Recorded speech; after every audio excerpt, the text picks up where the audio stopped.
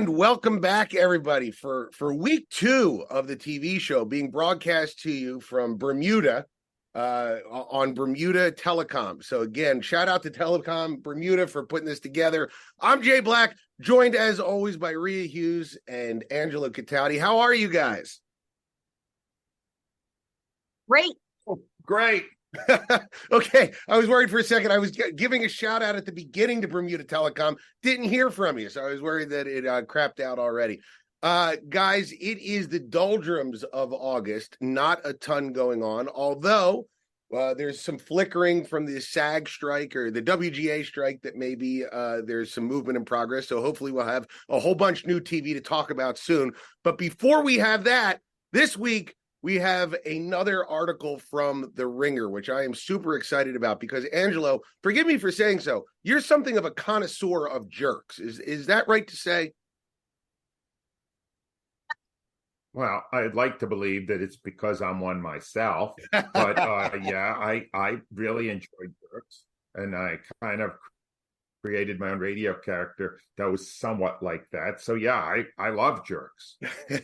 Well, The Ringer this week did a big article about the greatest jerks in pop culture history.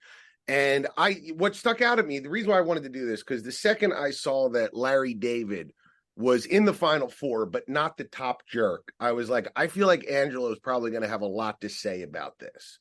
So I sent you over the article, and I just wanted to get your opinion first, Angelo. What was your reaction to the jerk list? Did they do a good job, or did they miss a bunch? I don't consider Larry David a jerk. I consider him true to his own personality. There's a distinction to me. First of all, as you know, I do not relate well to cartoon characters. So Cartman would not be on any of my lists or any of the other animated characters on that list. The one that stood out to me, the one that I have always felt was the biggest jerk ever, the one that I most wanted to punch in the face when I was watching it, was Biff Tannen, who is the bully in Back to the Future. Yes. That was the guy to me that stuck out, and that would be first on my list because that guy was a punk and a jerk. And that was to me, that's more a jerk. That's a guy that lives his life to make other people miserable. Larry David doesn't do that. He's his own self, and he's quirky and weird. But I think there's a distinction. But I really like Biff Tannen because I know whenever I watch the Back to the Future trilogy, and I watch them all, he's the one that stands out as the real evil force. Right. And as you might know, I have beef with Tom Wilson, the guy who played Biff Tannen. He and I have beef. Yeah. Oh, of course you do. Well, Rhea, I was in Minneapolis to do a college, and I asked for a guest spot, which is a common courtesy in the comedy community. And Tom Wilson did not give me a guest spot on his show. So until I get a formal apology from Tom Wilson, every time his name comes up, to me, I will say beef. Yes, I give him the Sicilian Maloik. That's what I do from over here. Rhea, what do you think of the list? Okay, so the minute I saw the bracket, my eye focused in on one name, and I really couldn't look at the rest of it because as a mother who was home, because of the hours we worked, we would work, 4 a.m. to 10 a.m. I spent a lot of time when Clark was a toddler watching TV shows with him. And there was never a child I hated more in my entire life than Caillou. I hated that show so much. And, and it somehow it draws kids in. And after about 6 months, I did a horrible thing as a parent and lied and said they took it off the air. That's horrible, man. You lied to your son? I felt a little bad when he cried for about 10 minutes, and then I got over it really quickly because we moved on to something else. It was that child, I don't know who created it, but it was a huge hit, but I could not stand him. Wow. That's a good one. There's the one they left out to me. So I have Biff Tannen as the all-time jerk on movies. On television, How about the kid that played on the original Wonder Years, the brother? Oh, That guy right. was, Yeah. Jason Hervey was his name. Yes. And that kid right there, he was the biggest jerk on TV, more so than Eddie Haskell.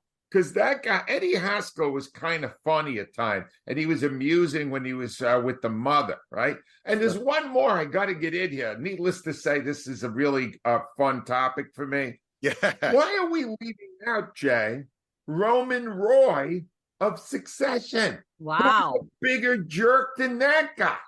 So I agree with you, and I want to say Roman Roy knocked off my choice for the underrated jerk, which is Jonah Ryan on Veep, which Wow. guys, I got to tell you, I feel like if I rewatch Veep, if I do a full rewatch, I'm going to come on here and knock it into the top 10 shows just because of recency bias. I loved that show. Veep was fantastic, and Jonah Ryan was great. But you're right. The only person I think that could knock him off on the HBO quartile here is Roman Roy, who the problem with Roman Roy is he's so likable. I know he's a jerk, but I just love that guy. I don't know. He's hilarious. And Me too.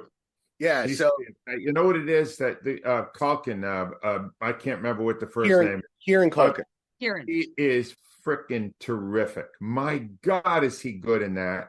And I keep bringing it up because I was late to that party, but that's one of my all-time favorite characters because he was a jerk. I was surprised they put Jamie Tart on this list from Ted Lasso because I could see from early on that he did have some redeeming qualities. And obviously, as you went through the show, he has one of my favorite scenes ever. But I didn't think he ever entered into total jerk territory.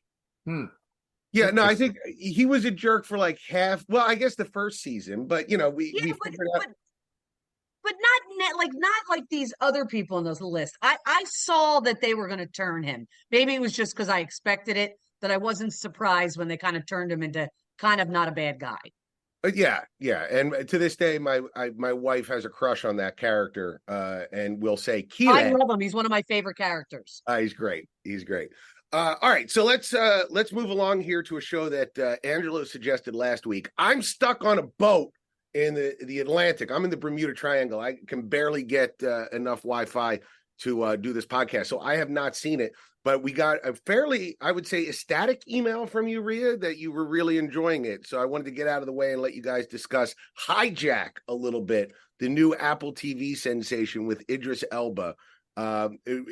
Rhea, how far along are you, and what do you think? Okay, so let me just do this. I realized as I was looking at your email that you sent us with the list, when Angelo told me this last week, when he gave me homework and said I was doing it for my British show, this was my British show. But it's okay. I got plenty on it. That's great. So it's Hijack, Apple TV. I had mentioned it to my son that I was going to watch it. He was with his father this weekend. They binged the entire thing. I'm 4 episodes in. Okay. So I will tell you that they absolutely loved it. Clark said 8.6. They thought it was phenomenal. I'm a little bit lower than that. I'm through 4 episodes. I do really like it. So it's 88% on Rotten Tomatoes, though the audience only gave it 65%. And I would say I'm somewhere in the middle, Ange. And I know I like it a lot.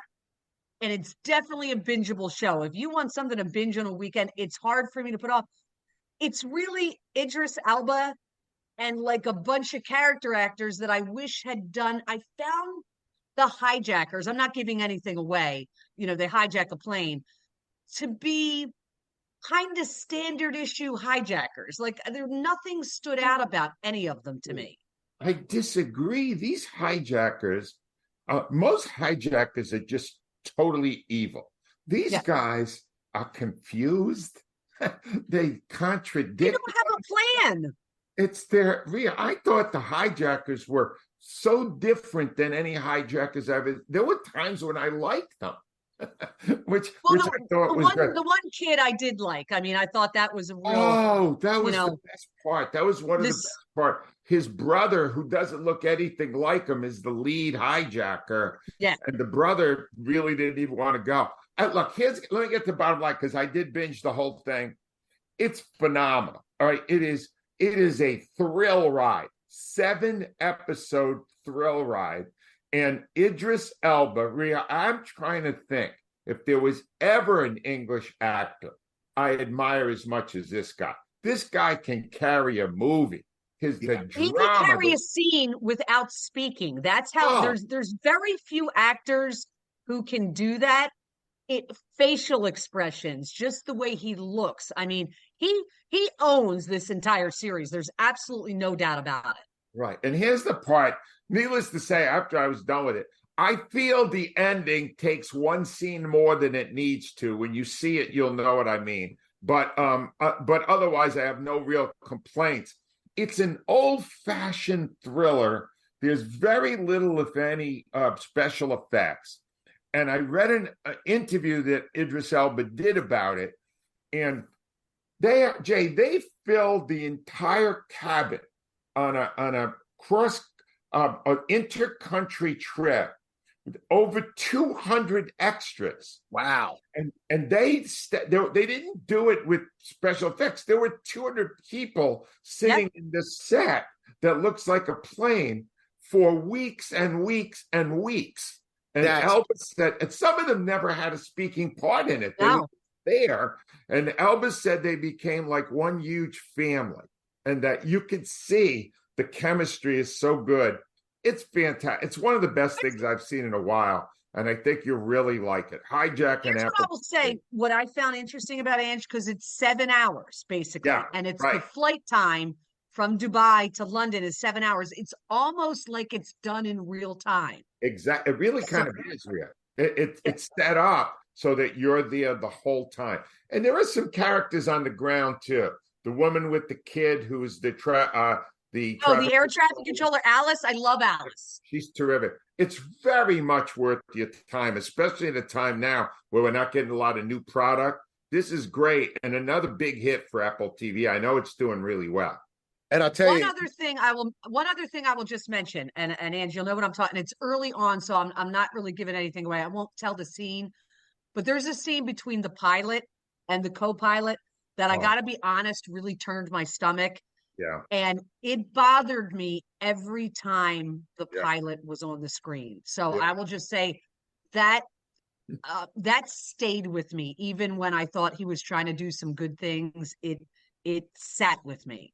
Rhea, in episode 6, you'll enjoy what happens to the pilot. Okay. I did. I'm glad I mentioned it.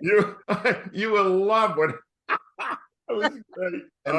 By the way, one of the things that, going back to what you said, Angelo, about the extras, that's that Apple TV money. I always look now, because I know what it costs to get extras in a just a low budget show, like stuff I do. You can always tell when a budget is high or low based on how many people are in the background. If there's a high school scene and there's 9 people in the stands, they tried to short the budget. So 200 people for that long is hundreds of thousands of dollars in taking care of those extras. That's amazing. All right. So speaking of money, Bethany Frankel, who you guys probably know from reality TV, she's a big star, I sent you this article. She is trying to get full SAG-AFTRA protection for reality stars. And, if you guys remember the last time that there was a strike in the early 2000s, that was the rise of reality TV, because it was the way for the networks to align the rules of the union by creating shows that did not have writers or actors, reality TV. I don't know, if they should be protected or not. I wanted to bring this up to you guys because it raises an interesting philosophical point. You shouldn't get paid as an actor if you're in a documentary. You should get paid as an actor if you're acting in a movie. But reality shows aren't documentaries. There are producers, and those producers do write scenes. They do tell you what to do. Are they entertainments that are closer to documentaries, or are they entertainments closer to TV shows, in your opinion? Rhea Hughes. Now, I'm SAG-AFTRA, so I'll make that very clear up front. I'm a union member. I am not a Bethany Frankel fan at all. I don't care for her. However, I agree with her 100%. for this reason. I did a reality show, not on Trading Spaces. A lot of that stuff is already written out. Okay, so it is produced, it is written. They do tell you what to say. The money they make off of these reality shows, I was shocked to find out that these actors don't really make any, or reality actors don't make any money. I know that a lot of this stuff on these reality shows is scripted. So they're skirting the rules, and I think they should be in SAG-AFTRA. I agree with her on this one.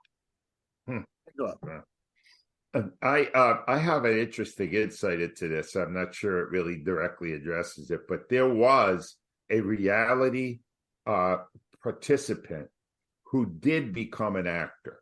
He was one of the early winners on the TV show Survivor. His name was Kobe Donaldson.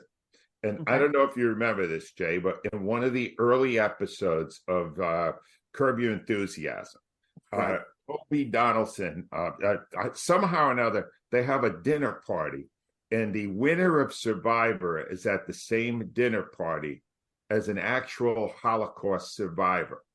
Now, needless to say, you're on very thin ice here, because how do you make jokes involving the Holocaust?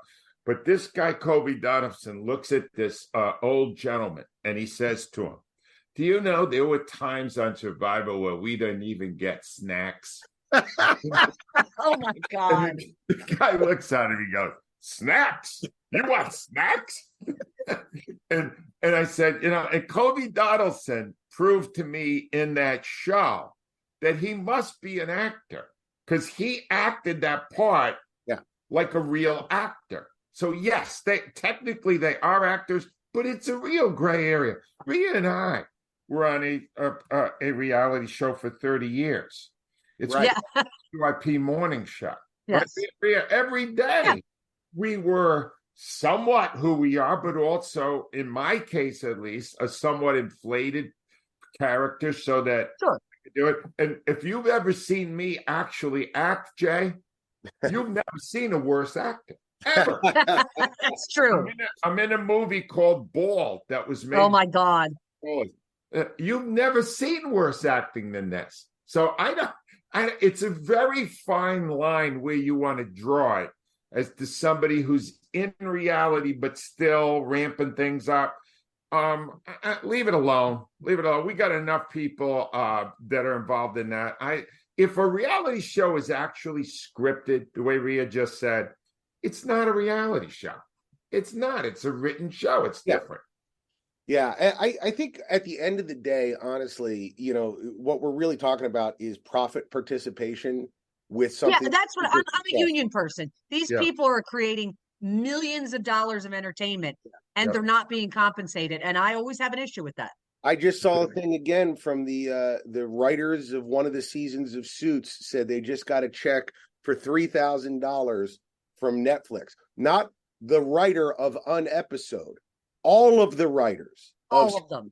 Just shared a check for $3,000. That thing had 1 billion views this summer. I'm with you, Rhea. I think I'm too much of a union guy. I think you got to share the money. Maybe not SAG-AFTRA. Maybe it's a different reality show guild of some sort. And I'm fine with that, but they need, their rights need to be protected. I believe in that. All right, so we already did British Corner. Teen Corner's coming up. Rhea, I can cut this out if you want, but did you want to share the great news about Clark? Oh no! So Ange, right before you came on, I clicked on and I was talking to Jay, and I had teared up and I was crying a little bit, in a good way, good cries. Clark had orientation for Roman Catholic High School today, and he texted me literally right as we were about to go on that he got in all honors classes. Wow!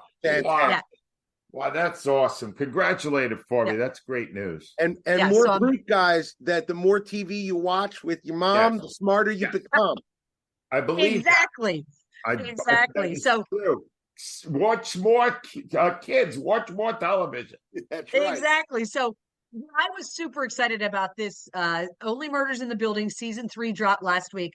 The reason this show has a special place in my heart is because it's the first series Clark and I ever watched together that we both love. Like, I would watch all of his kids shows. He would never watch any of my adult shows. we were in on Only on the Murders in the Building from the beginning. So it dropped last week. We love the trio: Selena Gomez, Steve Martin, Martin Short. I just love their chemistry. Here's what's interesting. So Paul Rudd in the latest version plays a jerk TV and movie star who's trying out Broadway in a show written by Martin Short's character, Oliver. The twist is they've got one of the biggest stars in the world to be in this season, Meryl Streep. Right. She plays an actress who never gets the role, okay, which is like so, so ridiculous. I was trying to explain it to Clark. I'm like, this is Meryl Streep. She's like the best actress in the world. She at one point calls Paul Rudd a bleeping a-hole, which was so much fun to hear come out of her mouth because, she always plays like highbrow kind of characters. So we're 2 episodes in on Hulu. Rotten Tomatoes is giving it 99% by critics, 90% by audience. I know some people think this one's a little slow building. We love the trio of those characters, so we are all in on it. We're super excited that it's back, and we're in on it. One of the better hangout shows, just because who doesn't want to be with these characters? You just want to be with the characters. It's phenomenal. Yes. All right, Angelo, your segment of the show, you did great last week. Hijack, everybody loves. What do you got this week? I got another good one, although it is not getting the kind of ratings Rhea just cited for murders. It is called Painkiller, and it is on Netflix. And it is, I thought, phenomenal. And here's why. I had seen Dope Sick, which is the same material. It's the opioid addiction that was basically triggered by OxyContin. And the Sackler family, which just didn't care about how many lives were lost, how many people were getting hooked on OxyContin. They just wanted the money. And the focus is, again, on Richard Sackler. Now, in the original, on Dopesick, I said on this podcast, Michael Stuhlbarg was phenomenal as Richard Sackler. Matthew Broderick plays the part in Painkiller a whole different way. Quirky, still evil. But this show you got to see also, because it'll make you hate the Sackler family more than Dopesick. Peter Berg is a director and the brains behind it. He did Friday Night Lights and the movie version, and he's phenomenal, right? And I'm going to tell you, I have never in my life seen a real life character vilified, villainized, and treated so horribly as this show does. At the very end, I don't want to give it away, but you just want to punch this Richard Sackler in the face for all the lives he caused by not acknowledging the bad effect of OxyContin. And Peter Berg does something for about 10 seconds on the screen that it's gonna blow your mind that he did this. He wanted to get that family, and he got them. And a couple of things you need to know: that the lead character, the person who is basically investigating him, Uzo Aduba, she is so great in this. And when toward the end, she realizes that, the rich people are going to win. Her reaction is amazing. And one other thing, I believe in genetics. Jay, picture David Duchovny and Taya Leone, right? Fun. 2 amazingly great-looking people, correct? 100%. All right. Their daughter is in it. Her name is West Duchovny. I defy you to find a more beautiful human being than this girl. Wow. And she is also a great actress. Great. She nails it. At the end, when she changes sides, you got to see it. It's called Painkiller. It's not getting a lot of raise from the critics. Hang in there if you saw Dopesick for a couple of episodes until it really catches its rhythm. It's really good. And Matthew Broderick is going to win an Emmy. He's fantastic in it.